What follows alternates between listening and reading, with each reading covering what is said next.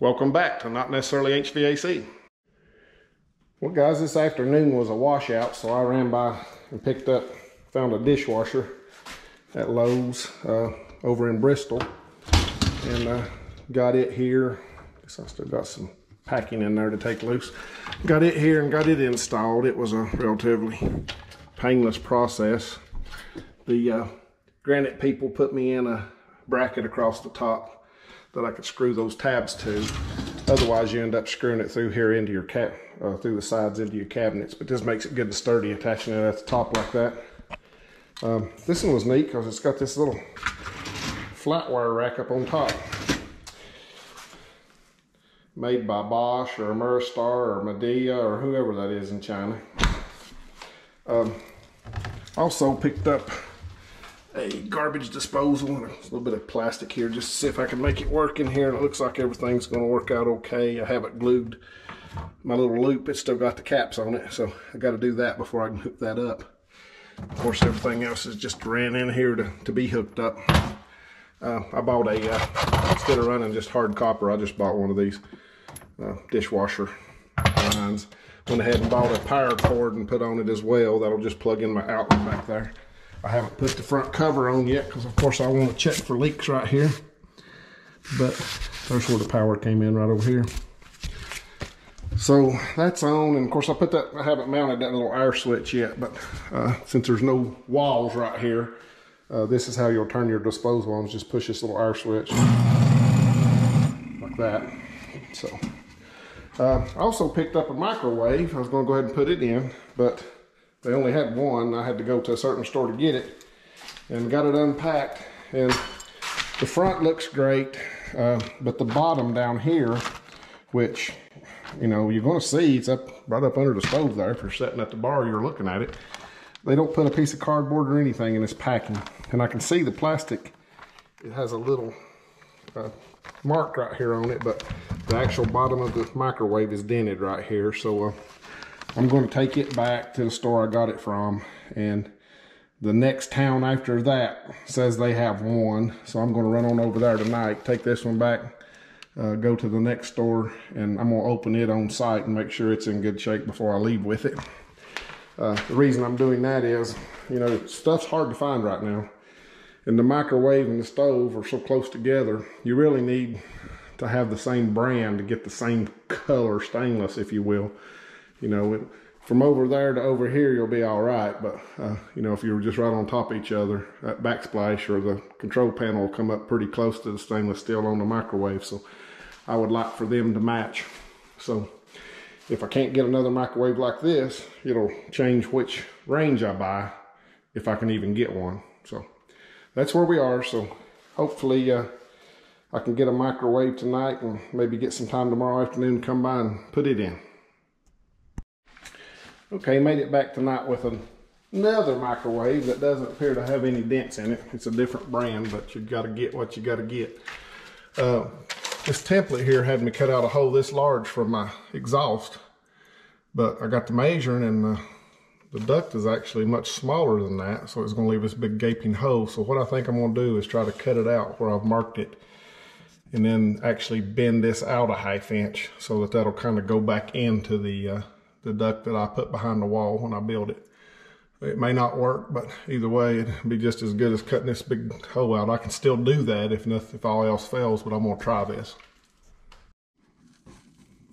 Okay, I just cut that metal and folded it back the ½ inch, and then I cut me some Rubitex tape in half and stuck it around here to where it sticks out a little bit further than the wall, so hopefully it'll kind of squish back and make a gasket. I hope it don't interfere with putting the microwave in, but like I say, it's worth a try. We can always change it if it don't work.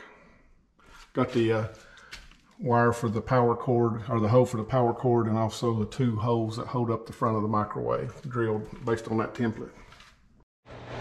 And just like that, we have a microwave. Missy's trying to get the rest of the plastic off. I got it stuck on everything, the protective plastic. I don't know. Anyway, the fan works, light works. I hadn't tried to cook anything, so you got a high and a low. That's on low. High really kicks it up. I'll wait the daytime and go out there and look and make sure the flap's opening on the roof vent, but based on the way it's blowing, I'd say it probably is. So, another thing marked off the list. That clock's right, so it's time to go home. Well, after lunch the next day, stopped by and it's kind of drizzling the rain outside, so I was trying to find something I could do that wouldn't require me getting wet. So I brought the laundry room countertop out here on the sawhorses. I about forgot to actually film anything, but what I did, I had to cut a foot off of it. So I cut into it a couple times with this little saw. It's got a pretty aggressive blade on it, and I really didn't want to go to the shop to get another one, so it looked pretty good. So I stuck a piece of tape. I cut from the back side, but I stuck a piece of tape on it, and you know, it's gonna be okay. Probably gonna be a caulk joint up against that wall anyway, but I could probably I cut it, I left the width of the line in case it did chip a little bit. I could actually take my belt sander and go across it, so I think we'll be okay here. What I'm going to do now, I've got this little plastic sink laundry tub, hospitality sink. I was going to put in here, so they don't give you a template, they just give you measurements. What they want you to do is drill 7/8 holes at each corner. I guess that's for these little bosses here that hold the studs that clamp it down, and then cut from the center of the hose to center of hole. So I don't have anything to mark on this countertop with that I could get off. They want you to actually lay the sink on here, mark around it, and then measure in. So probably not a bad idea. The quality control might not be, you know, just perfect. So that's probably what I'll do. I'll put the tape on there so I can mark with a Sharpie. So I'll mark the edges of this thing, and then I'll measure in and get my centers of my 4 holes and saw this thing out so I can get all this sawing done out here. I've got to do this little end. I didn't bring my iron with me, if I even know where it is. I never iron anything anymore, but I'm sure Missy's got one over there. I can borrow it. It's got a little end cap that you heat up with an iron, kind of like the old patches they used to put on your knees when we were kids. So I'll get that on. Probably try to do that out here as well. I'll do everything I can out here on the porch and then just carry it in and set it on top of the cabinets. Well, this is our sink, and that's our cut marks. These are where the holes, the 7/8 inch holes will get drilled in the 4 corners. My little saw will probably fit down through here, my little circular saw. So I hate cutting these things with a jigsaw. That blade always gets all wonky on you. So hopefully I can cut most of it with that circular saw.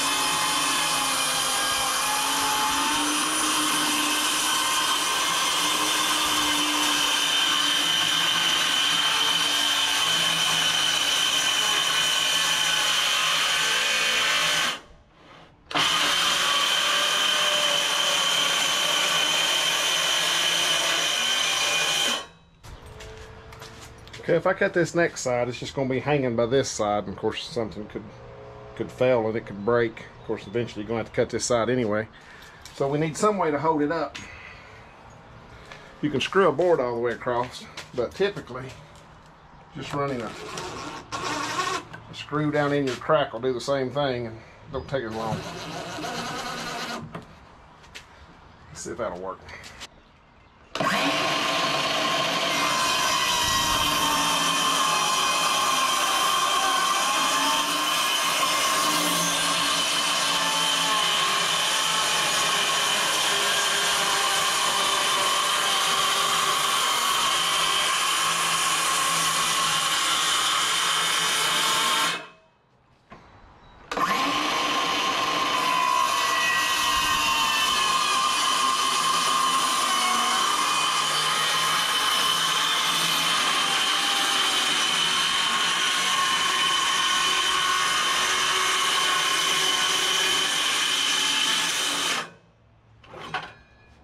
Okay.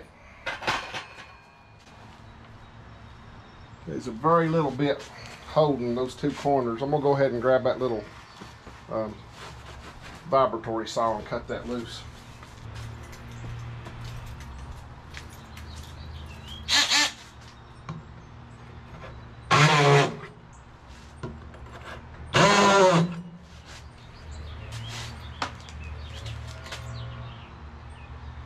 See, those screws hold pretty good.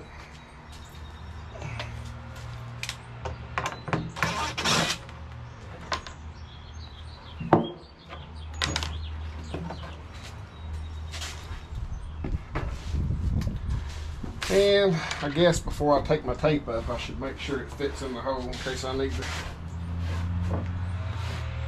to widen it or anything.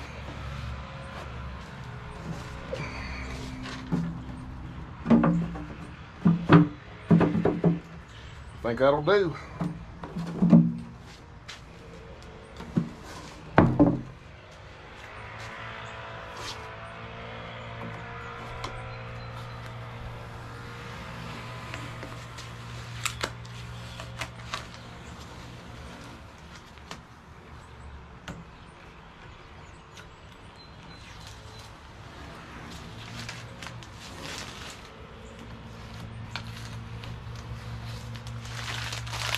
Got a pretty good little chip right here using that big blade.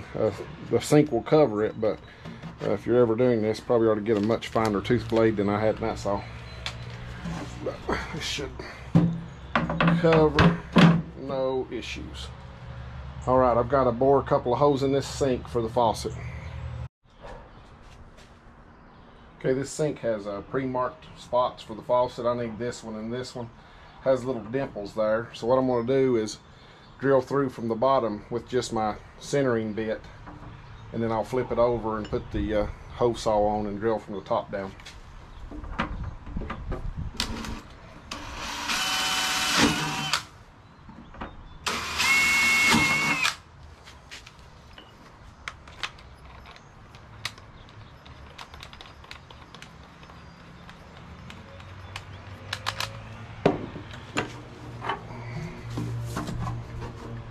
This way so we can see.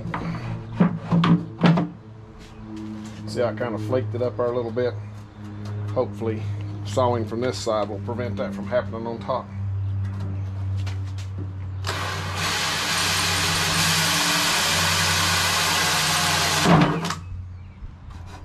Well, good safety glasses hanging on your shirt anyway.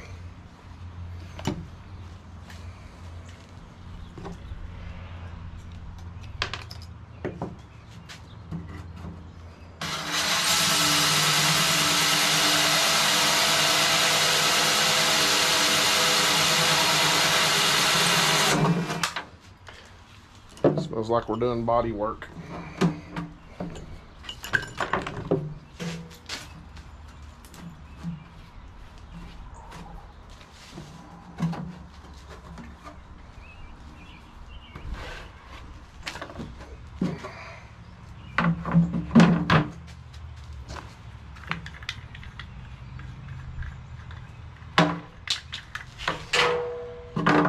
Drop one of them, might as well drop them both.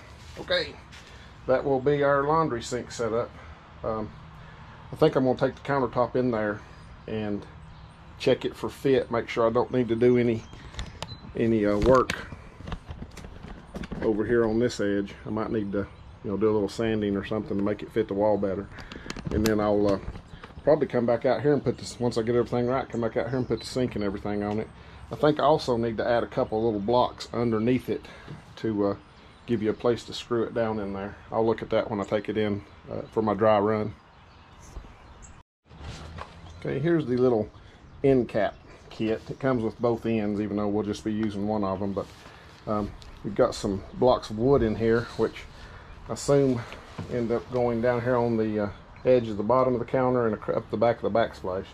So we'll get it opened up and see what we've got in here. This thing is way yonder too big, so I imagine they just want you to put it on there, and then it says file or sand this top edge smooth. So what I'll probably do is try to get this put on there first, and then work the bottom to it, and then just do all the finish work, flip it over and do the filing and sanding to make it smooth with the top. So that's my plan. Let's see if it'll work.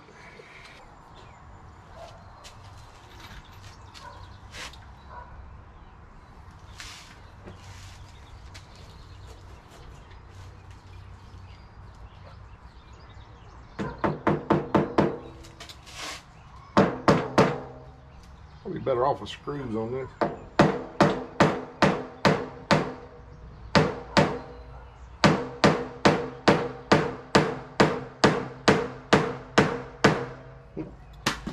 I knew that was going to happen.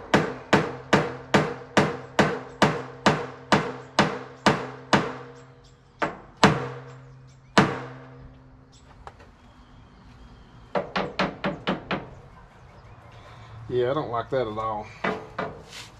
It just bounces way yonder too much. Of course, them nails don't do nothing either. Look at them. I guess as long as they stayed there long enough to get it together, but you know what? We got another one.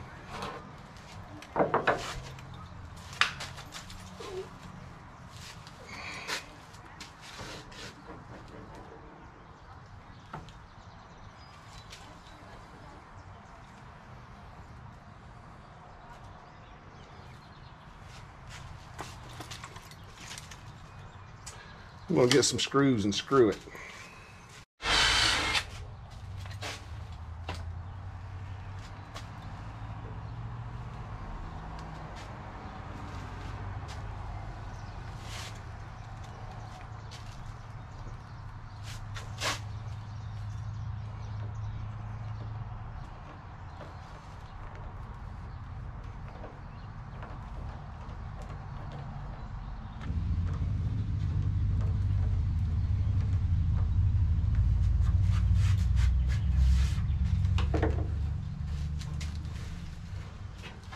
That was some kind of little screw the countertop guys left laying all over the kitchen when they finished.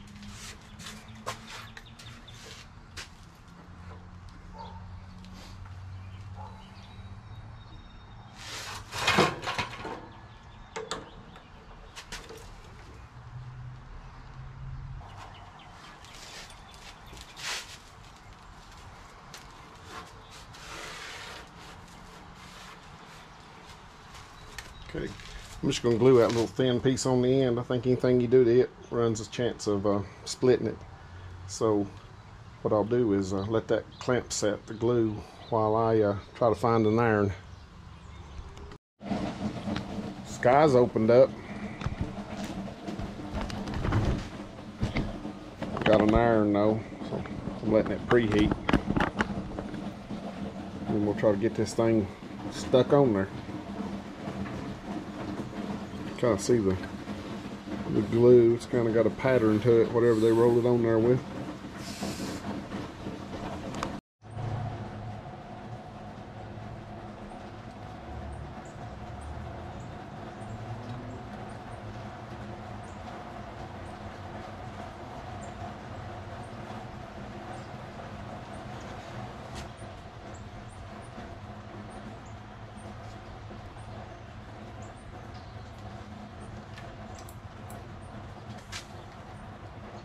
Ooh, hot.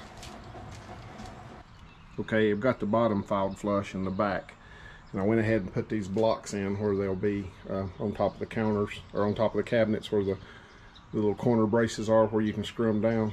I just put them in. I had some pocket screws in there that was 1.25 inches long. I put them in places where they won't actually be sitting on top of anything since they don't recess. But I figured that'd be good, keep me from driving one all the way through the top, hopefully. So I'm gonna go ahead and flip it over and start filing on the top of that end piece. Okay, I've just got my file here and I'm just filing this edge down. I went ahead and put some blue tape on here so I could tell when I was getting close, so I wouldn't have to rely on my not so good depth perception to know whether or not I was getting into the top down here. But basically you just need to go across the top here and start taking it down. And see how this is kind of getting wide? There's a little smooth kind of spreading out on top of the tape. That means you're getting real close.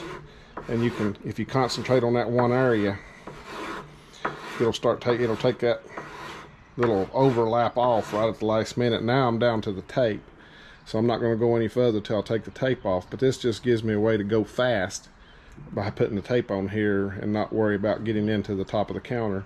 And then when I get all the rough done, I can pull the tape off and fine tune it by, you know, being careful.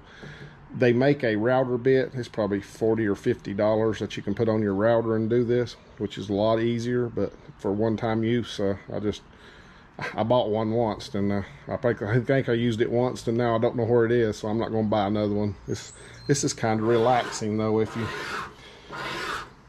like this sort of thing, kind of like whittling. Well, she's in here. It's all screwed down and solid. I didn't hook the water up because I don't have the trap and tail piece to hook up the drain. The laundry room will just need some baseboard and those cabinets. I guess I'll get to those cabinets before they move in, but if I don't, it wouldn't be the end of the world. So I'll move on to the next thing.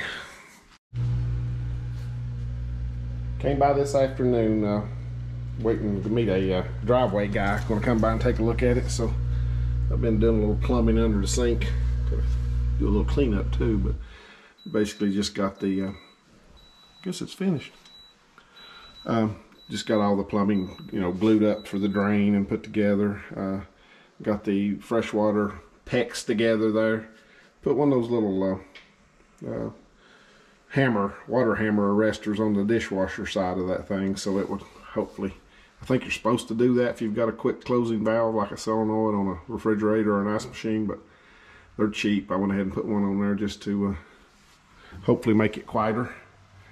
Of course, got water in the sink now. This one's got some kind of crazy thing. It's supposed to be good for rinsing dishes. I don't know what that's all about, but anyway, I'll let Mom figure that one out. Everything's dripping. I just run it on rinse just to make sure it didn't leak. It's got a heated dry you can turn on where it'll actually you know, run the element. So I guess I could do that. Oh. Also jumped in here in this laundry room, picked up the trap for it. So we have our water in here now too. So that's a plus. We'll see what the driveway man says, see if he can get here pretty quick. Say the rest of the refrigerator is supposed to be here Saturday, and then the range should be here next week sometime. So hopefully we'll get those in, and I need to jump on this baseboard. I've been putting it off. I hate trim, but it's about time to start it no matter what. Happy Mother's Day. Sent Mom a picture of her new refrigerator and told her it was for Mother's Day. It's a nice refrigerator. It's already down to temperature. Hey, look at this. They got a little indicator here that tells you when it's working. The mountains are blue. That's pretty cool. They just think of everything these days. Sent Mom a picture of her new refrigerator and told her that it was her Mother's Day present. It's got a lot of room. It's a huge refrigerator. It's, you know, normal depth. They make a counter depth version, but we got all kind of floor space here, so there's no reason to do that. I have one of those counter depth versions at my house, and you can't put a pizza box in it and shut the door. It's not deep enough, but this one has a lot of room in the freezer simply because the ice maker is out here in the door. So, freezer, I don't know. Anyway, so that's here. Range coming this week supposedly. So it's time. I gotta get started on this trim.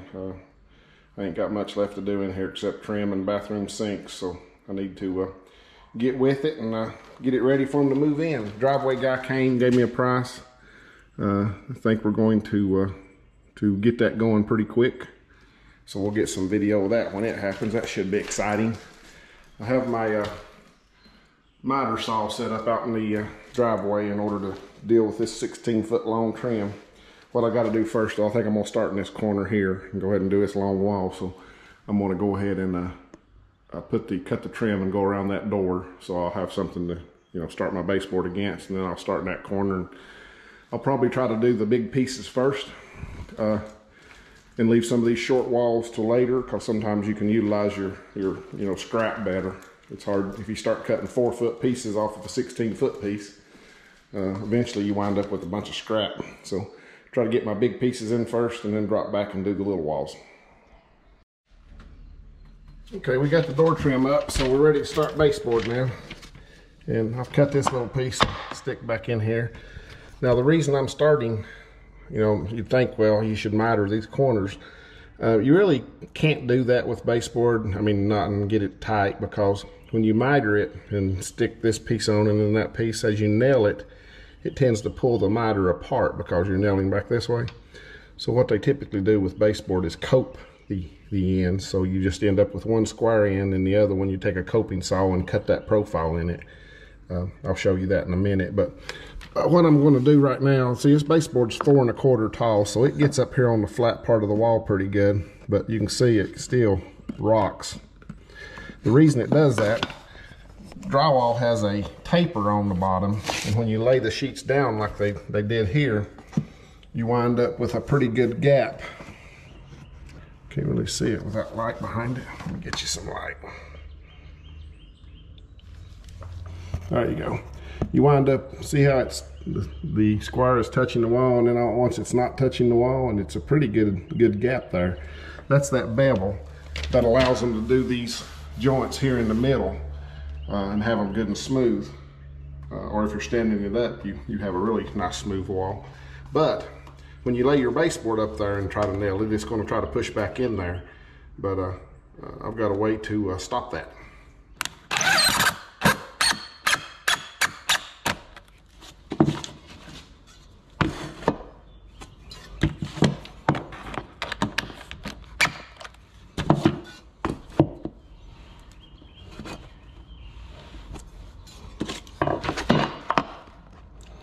Okay, now when we nail the baseboard up, it'll have that screw to kind of hold it out on the bottom. And what I'll do, I'll put those every 18 inches to 24 inches down through here as I go. It don't take but a few moments to put them in, and it keeps your baseboard setting plumb on the face instead of being cocked like that, which makes the corners a lot easier to deal with. I'll put one back here for this little piece even. Okay, to get started with my coped end, I'm just going to set my saw at 45 degrees and chop it off. It'll basically be like if you were trying to miter it to put it back in the corner. Now once you do that, you have that sharp edge there where the paint meets the part that you cut. You basically just take your coping saw and you can hold it either flush, or I like the back cut just a little bit, and just follow that line all the way down. Let me get the saw started into it. I don't have my tripod out here. I'll get the saw started into it and show you what I mean. There you go. So I'm just following this edge here, and like I say, I'm trying to tilt the blade back a little bit to make it touch at the front before it does in the back. It gives you a tighter joint. And on the opposite end, since this is going to keep running down the wall, this is going to be the first piece, and then you'll have the next piece. I'm just going to cut a 45-degree miter, make the long side on the back, so that when I start the next piece, I can cut the same 45 going the opposite direction or whatever, and lap them. That way if they pull apart a little bit, you may not notice it as bad. So now with my, I got my screws in every 18 inches or so. When we set this piece down here and push it up in that corner, no matter how hard we push it back in there, it won't open that joint up. It'll actually probably make it tighter. So I'm going to, I'll probably nail the bottom and then try to look for my studs and get started on them so I can nail into the studs. So on our next piece, what I was talking about here, where I did this little angle, I'll you know, put this up here, line it up good and nail through everything. I'll go ahead and glue it too. I don't know that it'll help, but it might. Well, it's a beautiful Friday afternoon. Stop by here. I'm gonna try to get some of these steps going here on the front. I look like an Egyptian trying to move this chunk of concrete out of the way. I just used those boards and actually used that round test cylinder there to give me some leverage with this digging bar to pick it up a little bit at a time. But what I'm doing, there's an actual footer down here where there used to be a little, it was a little wall somebody had built. I guess the same guy that built the basement years ago. And they'd poured a little footer and laid up 6-inch wide blocks. And we tore the block down below grade, but the footer and actually one row of the block was still down there. So I dug down till I hit it. Had to bust some of the block away a little bit with my digging bar and dropped this concrete cylinder down in there. It's a test cylinder like they make when they test concrete. They're about, I don't know, 12, 14 inches tall. But I got it to where it was a little bit low, and then I just poured some Quikrete down in the hole and got it to right level.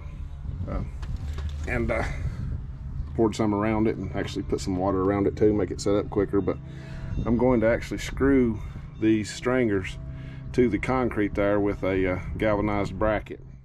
And then I'm going to set this center one on this concrete test cylinder like a footer. And then the two outside stringers are going to be attached to a post that's in the ground with concrete around it.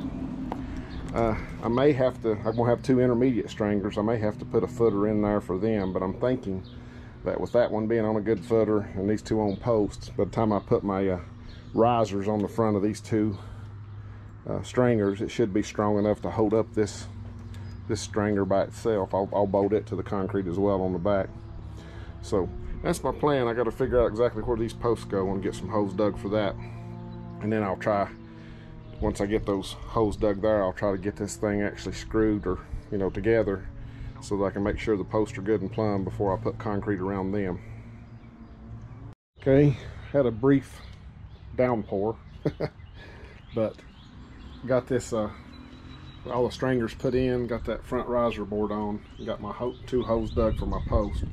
I got everything squared up good, so what I'm going to do now is go ahead and screw the post in here where they go and try to get some Quikrete around them, and then I can go ahead and start putting on the deck boards or the step boards and the riser boards, or other riser board. I'm using that Trex back there, so I'll get figured out what I'm going to do with that and get you another shot of it. Hopefully it's about done.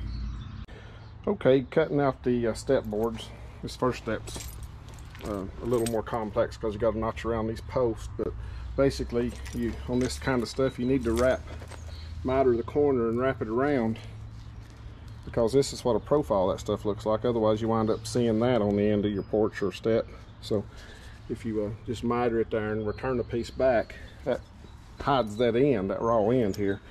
But also what it does is requires you to put something in here to hold stuff right in this area. So I have nothing there right now, so I've got to I probably cut me a piece of pressure treated and go from this trimmer stringer to this stringer, and then maybe put a piece straight back through here or something. This piece will never get stepped on. It's going to be underneath the rail, so that one piece would hold it up, I think. And then if I run a piece from here back to that board, that should hold the end of this one good.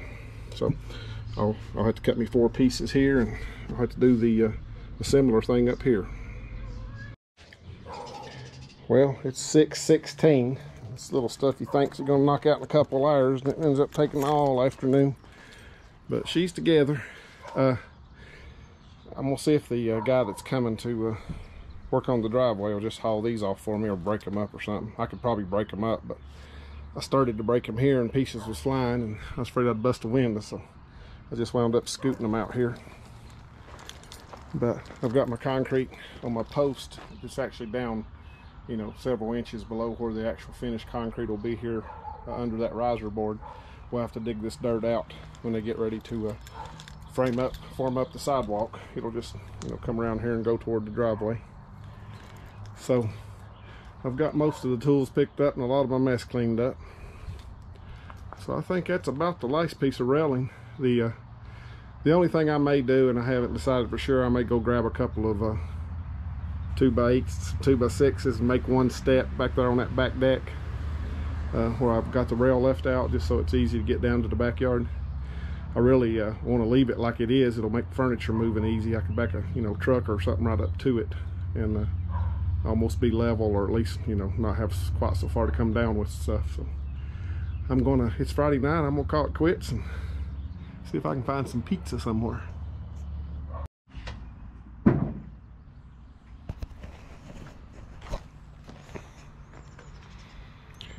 It's hot. Went ahead and ran by this morning and picked up the AC condenser that I've had at the shop. Got a pad here. Stay away from the meter here a little bit. I was going to get started, level this pad up to start with, and then we'll start working on trying to get that line set ran through there. Well, we got the pad leveled up. I had to run to the store and get a disconnect because I'm out.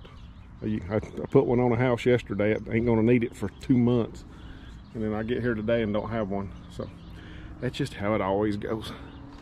We'll get that little guy slid off the trailer and down on this pad and see what we got. So propped her up on her little snow legs and got the tailgate out of my way. I guess what I'll try to do first is get that line set run through these holes and into the basement. I'll have to make what, 1, 2, 3 bends out here to get it over there. That's pretty much where I had to drill that hole. I couldn't go any further that way because of the stairs. So, and I want to leave plenty of room to get into the meter and any other utilities here. The cable or telephone company will probably have a box mounted on the wall there, so I went ahead and slid everything that way. Probably a foot more than I needed to, but better have too much room than not enough. Okay, what I did, I just went ahead and run plenty in there on the inside because I've got to bend it over and go down to the evaporator coil, but I wanted to get this outside hooked up first. So I just took my little bender there and made me 390s. This copper's beat to death. You can't hardly get copper right now. This had a big smash in it, which just immediately bent, so I just broke it off. But the other side, yeah, this was right beside of it. That's what it looks like in the plastic. Then you got all kinds of little pings in it here somewhere. There's one of them right over there. But I guess we just take what we can get in these times. So I'm going to get that shaped up and get some Rubatex on it going through the hole, and then we'll get our liquid line going through there. Okay, got the big guy brazed up there. What I'm going to do is take my small 3/8 copper inside the basement and tape a thermostat wire to it and push it out from inside out and work it around over to the liquid valve. Of course, that'll be easy to mold by hand. And then I've got this little baby dryer they sent. I'll put it in there next to the coil, since that's the only metering device on the system.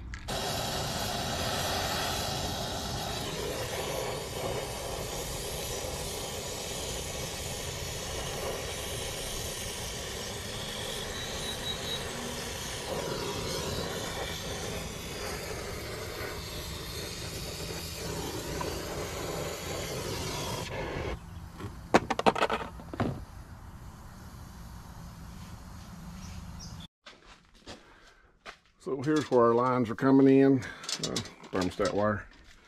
Of course, we're going around here to this coil. And if you've seen any of these countless episodes, we've had this furnace in and running since before drywall was even in. So I'm gonna go ahead before I even hook this thing up. I'm gonna cut that piece of tape at the top and take these doors off, and I'm gonna slip that coil out and make sure it's still good and clean. Make sure I didn't get any construction debris in it. I tried to keep a good, filter in it the whole time, but some of that drywall dust and stuff's pretty fine, and will work its way through that. So I'm gonna take a look at it and make sure we're good before we start brazing it in. Heat exchanger still looks good.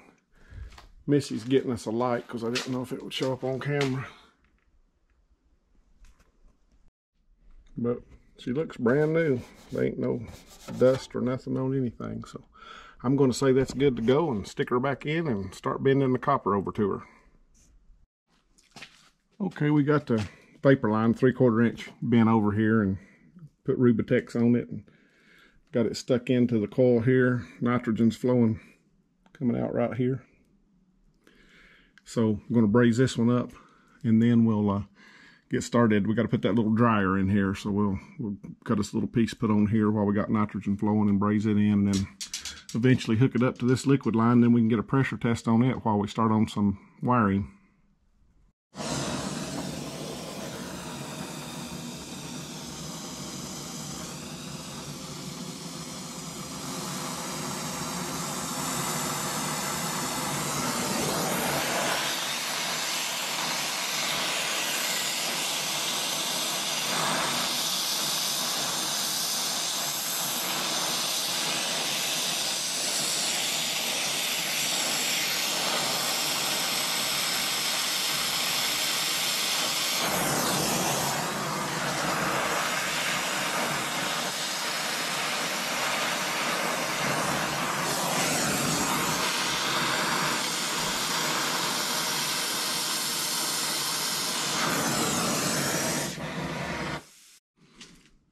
Okay, so I'll probably pull this back and keep it from getting hot. That's the nice thing about these American Standard coils. You can braze them in without taking the doors off.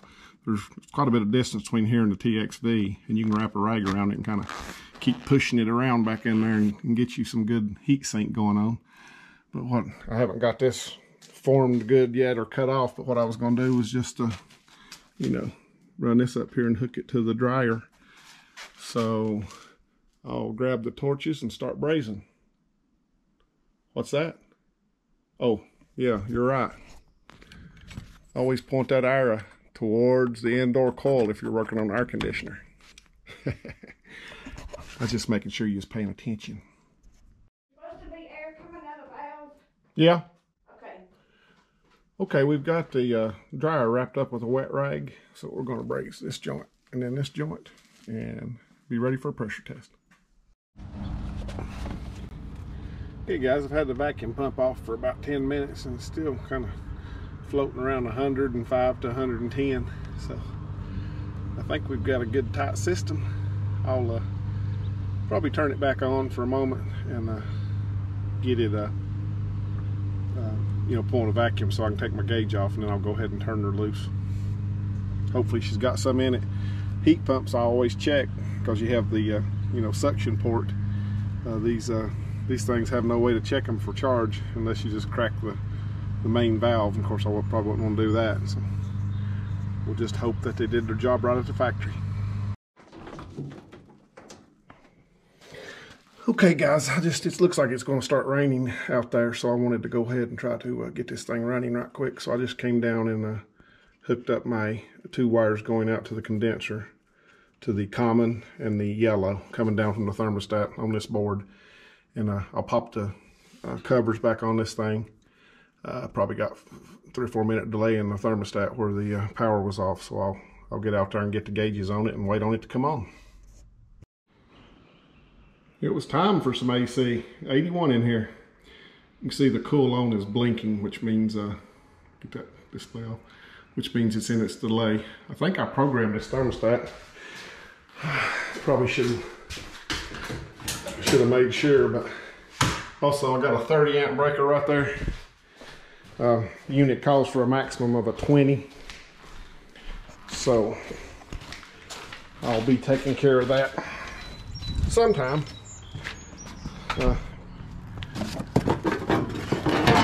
Picked one up today along with toilet parts. Yeah, 20. So I'll pop this guy in there after a while. So right now I'm gonna get my gauges hooked up and wait on this contactor to pull in. I painted up the Rubitex with the this stuff here. It's supposed to be a UV and mildew resistant coating. See the date on it there, 9/20 of 2016, so I've had it on the truck a long time. Only one locality around here requires it, and since this was a government job and I had plenty of time, I just went ahead and painted it while I was doing something else or waiting on the vacuum, whatever. So it's dry. It feels pretty good. I put 2 coats on it, so this thing gets a lot of direct sunlight in the evenings, so hopefully that'll make it last a little bit longer. I tried the tape, and the tape's pretty much useless. You go back to a house that's in the sun like this after 2 years, and the tape is cracked up more than the Rubitex underneath it. Okay, I heard the contactor pull in. I ran downstairs and stuck a piece of pipe in the drain, just a fitting and a piece of pipe and a 45 to kick it out away from the furnace so it wouldn't drip on it, because it's pretty humid up here right now. This is that disconnect I had to go buy. Normally I like the little pull-outs. The pull-outs I normally get, I think they're probably made by Midwest, but a lot of people put their name on them, including GE. But if I don't like this, I'm sure I can probably just change the guts later. But let's kick it on and see if she works.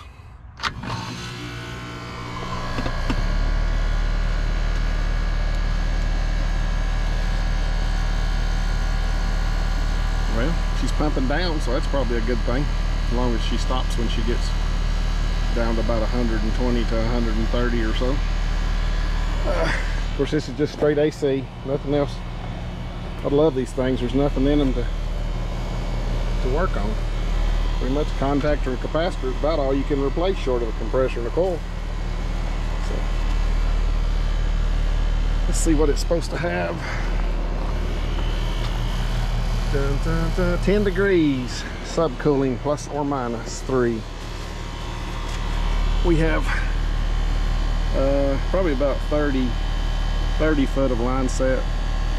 Thing should have came ready for 15, so I imagine we'd have to add about 9 ounces of refrigerant to be spot on. But you know how that is, it's never perfect from the factory, it seems. And I guess every application is a little different too. Depends on how much airflow and how warm it is in the house, things like that.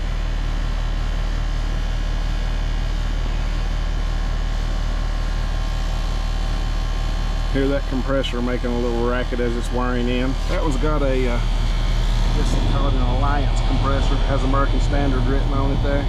Train and American Standard on it.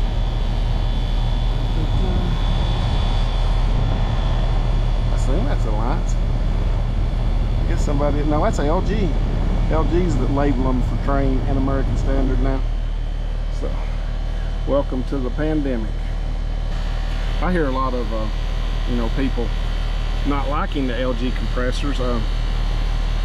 I put in Aries for several years before the distributor here quit carrying them, and a lot of those came with LG compressors. I never really knew because they all had a compressor blanket, so I never you know, cared enough to take it apart and look. But I only had one compressor failure, and it was a Copeland, so you know, go figure. It actually, something broke inside the compressor. It was just noisy and wouldn't pump. Put a new compressor in it, and it, you know, took right off. I'll let this thing run for a little bit. Like I said, it's 80 degrees in the house, but I imagine that subcool is not going to come up, you know, much more than about 5 or so. So I'm probably going to have to go ahead and get my scales and a little bit of the pink stuff and get her topped off. Okay, got my scale hooked up. I think I'll go about 5 feet at a time. So I'll put in 3 ounces and see what it does to it.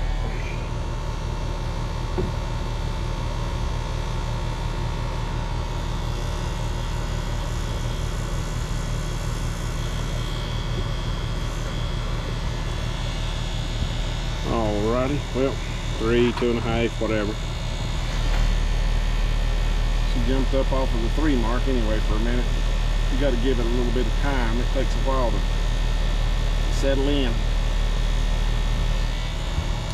But that should be good for 20 foot of line set now. And again, we've got 30, so we're going to still need some. Okay, let's go up to 6.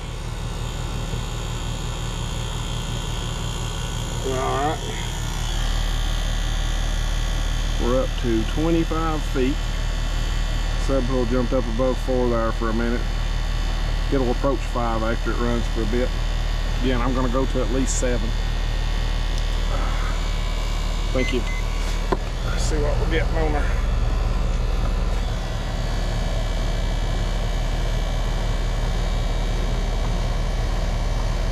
6.7, 6.8. That's everything, fan motor and all. We jumped up to 6, getting there. Well, I'd come down and see if we was making any water yet.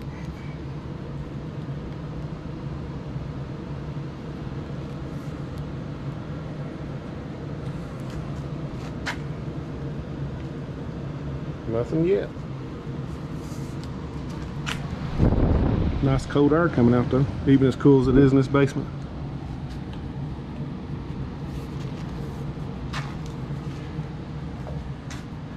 I'm not sure if I'm going to trap this one or not. I may just run it straight over and let it lose that little bit of air. But I mean, I'm sure the house ain't that tight, but that's the only reason you'd want to trap it, would be to keep from depressurizing the house upstairs, because if you lose this air down here, it's got to come back in from somewhere. Okay, let's go up to 8.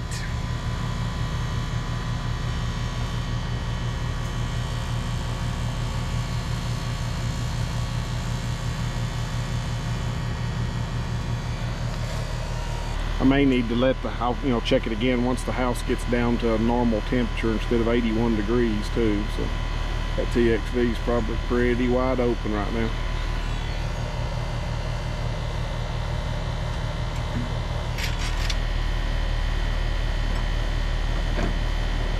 I'm gonna let it eat a little bit and go in there and shut the windows, and we'll see what the subcool does as the house cools down.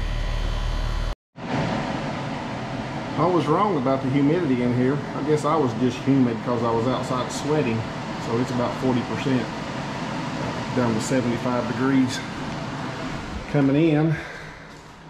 Let's see what we're getting coming out here.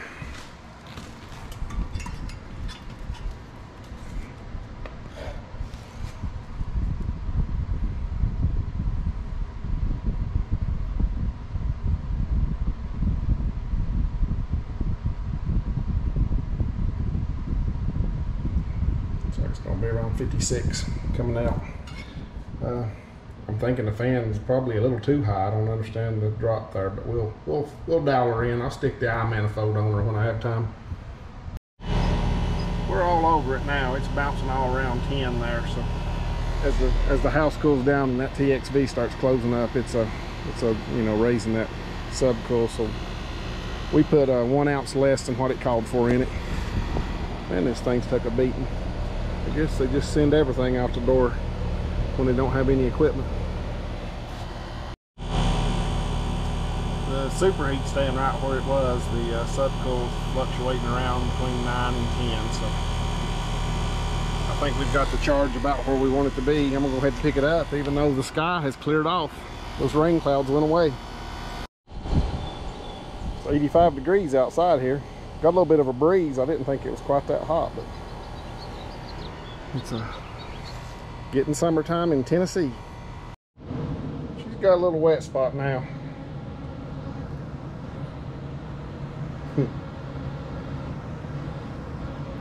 I'll, of course, going to hook this thing up. I think I will go ahead and put a trap on it. Of course, if I put a trap on it, I'm going to put a float switch on it in case the trap stops up. So, just more work to do.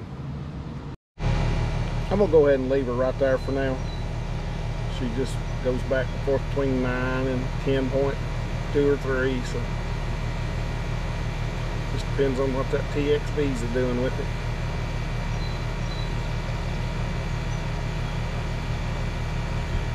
So I think she's pretty close on charge. I'm going to get my gauges off of here and put the caps on it, and probably go ahead and let it run tonight. I've got some pipe on the truck. I could probably hook that drain up, but it ain't going to hurt it to run in the floor down there. Just hooked up that last shower drain this morning. I never had got around to it, so I had to hook it up before I could actually turn the water on up there. You can see the floor is still wet because just a few minutes ago I was able to hook up this drain. I put a float switch on it. I haven't hooked it up yet, but basically I decided to go ahead and trap it even though it's positive pressure, and that'll keep the air in the house instead of pushing it out down here and creating a negative situation upstairs. All in all, I've got some thermostat wire to dress up. I still haven't put my cover on my switch, but we do have hot water now. Come on, blink for me. There you go.